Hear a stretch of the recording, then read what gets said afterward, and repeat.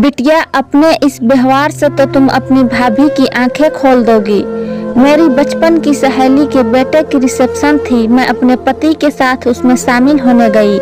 हम दोनों सहेलियां एक ही मोहल्ले में पली बढ़ी और एक स्कूल कॉलेज में पढ़ी लिखी थी। शुरू से दोनों में बहुत बनती थी। शादी भी एक ही शहर में कुछ दूरी पर हुई। साल में एक दो बार और कोई किसी खास मौके पर हम दोनों परिवारों का मिलना जुलना होता ही रहता था। इसलिए पति व बच्चे भी एक दूसरे को अच्छे से जानते थे। सहेली की बेटी की शादी कोरोना समय में हुई तो उस समय चाहकर भी जाना ना हो पाया। सहेली के बेटे की शादी व दूसरे फंक्शन अटेंड न कर पाई क्योंकि अपने ही परिवार में शादी थी। पता था रिसेप्शन में नहीं गई तो मेरी सहेली नीलू मुझसे सख्त नाराज हो जाएगी और मैं खुद नहीं जाना चाहती थी। ब्रिजेश की शादी में बचपन में तो उसे अपनी गोद में खिलाया। मेरे दोनों बच्चे बाहर नौकरी कर रहे थे, इसलिए हम दोनों पति पत्नी ही शादी में शामिल होने गए। जैसे ही नीलू ने मुझे और मेरे पति को देखा, आगे बढ़कर हम दोनों का स्वागत किया। उसके परिवार के ज्यादातर रिश्तेदार मुझे जानते थे, इसलिए मैं उनके साथ बातों में मशगूल हो गई और नीलू बाकी रिश्तेदारों की आवभगत में। कुछ देर बाद मुझे नीलू दिखाई दी तो मैंने उससे उसकी बेटी सालू और दामाद के बारे में पूछा, क्योंकि शादी के बाद उससे मिलना ही नहीं हो पाया था। अरे हाँ, सालू अभी तो यही थी, मुझे पता है ना, उसे 7वां महीना लग रहा है। तो मैंने उससे ज्यादा भागदौड़ करने के लिए मना किया है। वह देख, वहाँ कुर्सी पर बैठी है और वह उसके साथ उसका पति मिले। फिर एक और इशारा करते हुए बोली, वह जो दो बुजुर्ग दिख रहे हैं वो उसके सास ससुर। रुक, मैं उन्हें बुला कर लाती हूँ। कहकर जैसे ही नीलू मुड़ी, मैं उससे कहा, रुक, मैं तेरे साथ ही उनके पास चलती हूँ।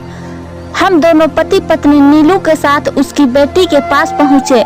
हमें देखते ही सालू के चेहरे पर मुस्कान आ गई और उठकर उसने हाथ जोड़ दिए। मैंने उसे गला लगाया और उसके सिर पर आशीर्वाद रूपी हाथ रखा। मेरे पति ने भी दोनों बच्चों को आशीर्वाद दिया। सालू ने अपने पति को मेरे बारे में बताया और फिर मेरे बच्चों के बारे में पूछने लगी। मैंने सालू से कहा, सालू, अपने सास ससुर से नहीं मिलवाओगी हमें? मौसी, वह दोनों सामने कुर्सी पर जो बैठे हैं ना, वह मेरे सास ससुर है। सालू वही से इशारा करते हुए बोली, बेटा, वह तो तुम्हारी मम्मी ने भी हमें दूर से दिखा दिए थे। चलो ना एक बार उनके पास चलते हैं। मौसी जी, क्या करोगे उनके पास जाकर? बहुत ही बोरिंग बातें करते हैं, सच कह रही हूँ, पका देंगे आपको। सालू अपने पति की तरफ देख ढिठाई से हंसते हुए बोली। उसकी बात सुनकर जहां मेरी सहेली हंस पड़ी, वही मुझे उसकी बात बुरी लगी और मैं उसे समझाते हुए बोली, नहीं बेटा, ऐसा नहीं कहते। मौसी जी, आपको लग रहा है कि मैं झूठ बोल रही हूँ। चलो तो खुद ही देख लो, एक बार जो शुरू हो गए तो उनकी बातें खत्म नहीं होंगी। कहते हुए सालू अपने पति के साथ अपने सास ससुर की ओर बढ़ गई। अपने सास ससुर से उनसे हमारा परिचय कराया। मैंने और मेरे पति ने हाथ जोड़ उनका अभिवादन किया। दोनों ही बुजुर्गों के चेहरे पर मुस्कान व आंखों में चमक आ गई। उन्होंने हमें अपने पास बैठने का इशारा किया। कुछ देर हम उनके साथ बातें करते रहे। इस बीच सालू वहाँ से जा चुकी थी। उसका पति वहीं बैठा था। समय ज्यादा हो रहा था, इसलिए हम दोनों पति पत्नी उन दोनों को हाथ जोड़ उठकर जाने लगे तो उसके सास ससुर भी बोले, चलो हम भी आपके साथ ही चलते हैं, खाने का समय तो हो ही रहा है। खाने की तरफ मैंने नजर दौड़ाई, वहाँ काफी भीड़ थी।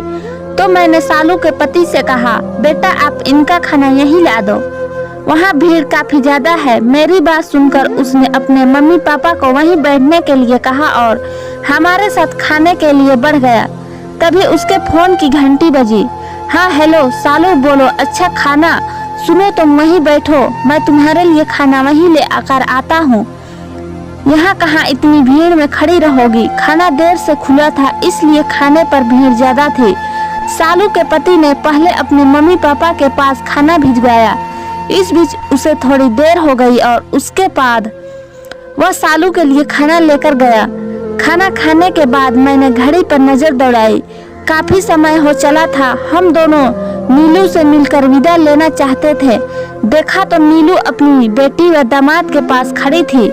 हम दोनों उसके पास जाने लगे तो बीच में नीलू के पति मिल गए और मेरे पति देव उनके साथ बातें करने लगे। मैं जल्दी से नीलू के पास पहुंची तो देखा सालू कुछ नाराज सी थी और उसके मम्मी व पति उसे समझा रहे थे।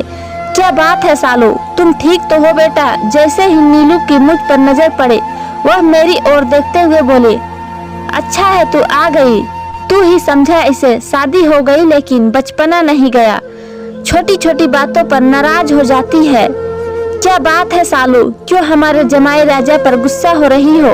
मैंने मुस्कुराते हुए प्यार से पूछा। मौसी जी, मम्मी को तो हर बात में मेरी ही गलती नजर आती है।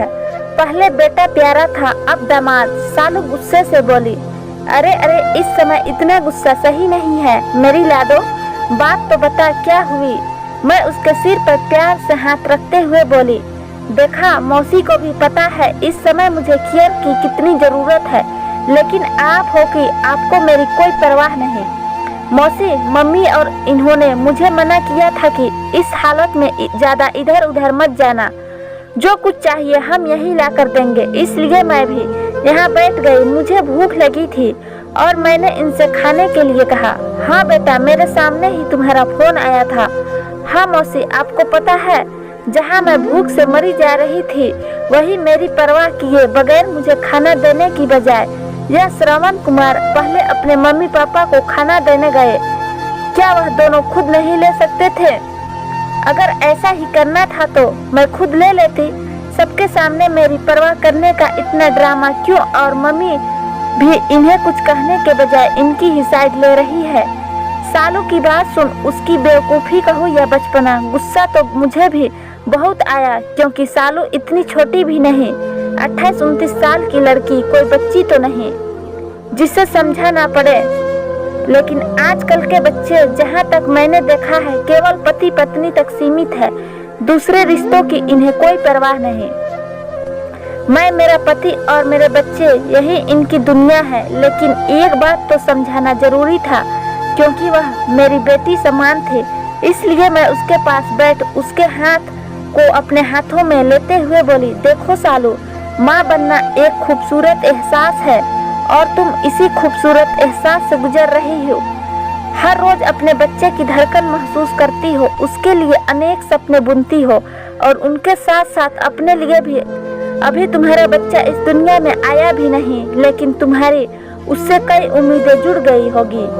अपने से ज्यादा तुम अपने होने वाले बच्चे के खाने पीने और सुरक्षा का ध्यान रख रही हो कि उसे कोई तकलीफ ना हो। सालू, इस संसार में आने से लेकर जब तक बच्चा अपने पैरों पर खड़ा नहीं हो जाता, माता पिता उसके हर सुख दुख का ध्यान रखते हैं, उसके हर दुख तकलीफ में उसके साथ खड़े होते हैं। तो अगर वही बच्चा माता पिता की दुख तकलीफ में उनका साथ दे, उनकी सुख सुविधा परेशानियों का ध्यान रखे तो क्या गलत है? यह एहसास नहीं, उनकी जिम्मेदारी है। याद रखो, जैसी परवरिश व संस्कार तुम अपने बच्चों को दोगे वही भविष्य में तुम्हें मिलेंगे।